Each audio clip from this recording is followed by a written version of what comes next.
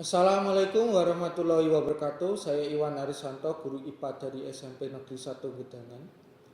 Sekolah merupakan suatu komunitas di mana komunitas tersebut mengembangkan karakter peserta didik sesuai dengan tujuan pendidikan nasional yang mengacu kepada profil pelajar Pancasila, di mana karakter yang ada di profil pelajar Pancasila tersebut yaitu beriman dan bertakwa kepada Tuhan Yang Maha Esa serta berakhlak mulia, mandiri, bergotong royong, berkebinekaan global, berpikir kritis, dan juga kreatif.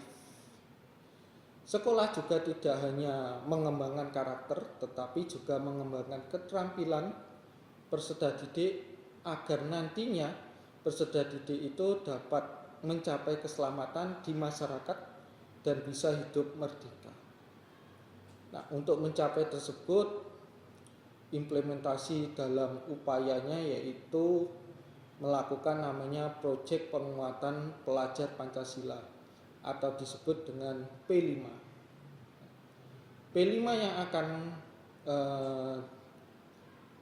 digunakan dalam pembelajaran kokurikuler tersebut bertema gaya hidup berkelanjutan dengan menggunakan kegiatan posdaponik, di mana posdaponik itu merupakan suatu akronim yaitu kompos dan hidroponik. Berkarakter dan berprestasi merupakan visi SMP Negeri 1 Gedangan. Beralamat di Jalan Raja Wali nomor 53 Desa Punggul, Kecamatan Gedangan, yang terletak antara Kota Surabaya dan Kecamatan Sidoarjo, sehingga merupakan kawasan padat penduduk. SMP Negeri 1 Gedangan memiliki 957 peserta didik yang berada di 27 rombel, 46 guru serta 8 tenaga pendidik yang turut mencerdaskan aspek kehidupan di SMP Negeri 1 Gedangan. Pada tahun 2022, SMP Negeri 1 Gedangan berhasil meraih Adiwiyata Provinsi yang merupakan wujud dalam membentukkan karakter cinta lingkungan melalui pembelajaran yang mengarah ke gerakan peduli dan berbudaya lingkungan hidup di lingkungan yang padat penduduk kadang memiliki permasalahan mengenai sampah, sehingga perlu penguatan pemahaman pengolahan sampah agar terbentuk karakter cinta lingkungan. Namun, hasil pretest menunjukkan nilai rata-rata pemahaman sampah masih dalam tahap yang rendah. Oleh karena itu, diperlukan P5 menggunakan pusdaponik agar pemahaman mengenai sampah meningkat. P5 pusdaponik akan berhasil jika aktor-aktor yang terlibat berperan dan berkolaborasi, seperti kepala sekolah, wakakurikulum, ketua adiwiyata, fasilitator, dan siswa. Pelaksanaan pusdaponik juga memperhatikan aset atau modal yang dimiliki sekolah, seperti modal manusia, modal sosial, modal kebijakan, modal fisik, modal lingkungan, dan modal finansial.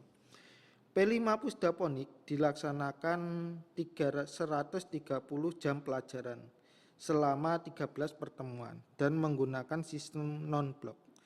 Dalam 13 pertemuan terbagi menjadi 4 alur aktivitas yang mewakili voice, choice, dan ownership peserta didik. Alur yang digunakan yaitu temukan, bayangkan, lakukan, dan bagikan. Alur temukan yaitu peserta didik melakukan eksplorasi mengenai sampah, pengolahannya, dan berbagai jenis sayuran yang sesuai ketika ditanam di Sidoarjo.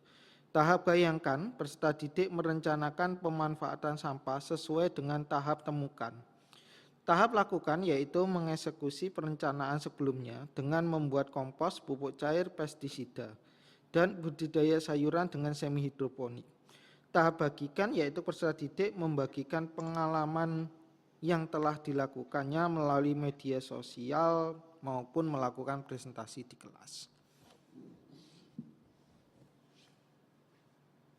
Dari serangkaian program pusdaponik melalui proyek penguatan profil pelajar Pancasila dengan tema gaya hidup berkelanjutan berdampak terhadap pemahaman peserta didik mengenai pentingnya menjaga lingkungan dan memanfaatkan serta mengolah sampah untuk media tanam.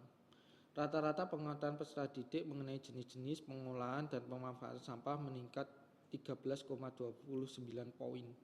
Hasil refleksi juga menunjukkan 50,8 peserta didik tertarik dalam kegiatan P5 dengan persentase tertinggi yaitu 49,2% tertarik terhadap budidaya sayuran. Kemudian 51,2% peserta didik bersemangat ketika mengolah sampah. 51,4% peserta didik banyak mendapatkan pengalaman baru, dan 53,6% akan menerapkan budidaya sayuran di rumahnya. Assalamualaikum warahmatullahi wabarakatuh. Perkenalkan, nama saya Zara Putri Virus. Dengan adanya P5 Gaya Hidup Berkelanjutan ini, saya tentunya sangat amat senang dan saya tentunya sangat merasa beruntung sekali karena saya bisa mengetahui beberapa jenis sampah, lalu kemudian ada cara pengelolaannya atau cara daur ulangnya, terutama untuk sampah organik yang diterapkan melalui pembuatan pupuk cair dan kompos dengan bahan utama yakni sisa-sisa makanan yang ada di rumah. Lalu setelah membuat kompos, kita juga diajarkan bagaimana cara melakukan penanaman dengan metode hidroponik, dari penanaman bibit hingga proses pemanenannya. Lalu untuk cara perawatannya sendiri, untuk metode hidroponik tergolong cukup mudah karena kita nggak harus menyiraminya setiap hari. Bisa dilakukan selama 2 hari sekali, 3 hari sekali, dan sebisanya kita aja. Lalu perawatan yang lain yang biasa saya lakukan adalah hanya melakukan penyemprotan pestisida secara rutin sebanyak 2 kali dalam seminggu. Cukup sekian dari saya. Wassalamualaikum warahmatullahi wabarakatuh. Assalamualaikum warahmatullahi wabarakatuh. Perkenalkan, nama saya Fitri Laila Ramadhani. Di sini saya sebagai guru IPA di SMPN 1 Gedangan. Saya akan bercerita tentang kegiatan P5 dengan tema Gaya Hidup Berkelanjutan. Bulan lalu itu ada gaya hidup berkelanjutan di SMPN 1 Gedangan. Dan itu sangat-sangat bermanfaat bagi anak-anak dan bagi fasilitator sendiri. Saya pun merasakannya. Dengan adanya P5 ini saya bisa belajar tentang memilah sampah, lalu mengolah sampah, dan cara menanam sayuran yang baik dan benar. Nah, saya tuh merasa bangga sekali dan senang saat adanya tema gaya hidup berkelanjutan, di mana tema ini itu bisa bermanfaat bagi anak-anak dan fasilitator yang ada di sini. Nah, di sini juga saya itu bukan hanya belajar di sekolah saja, namun anak-anak dan saya pun juga belajar di rumah. Jadi anak-anak bukan hanya menanam sayuran di sekolah, tetapi di rumah juga.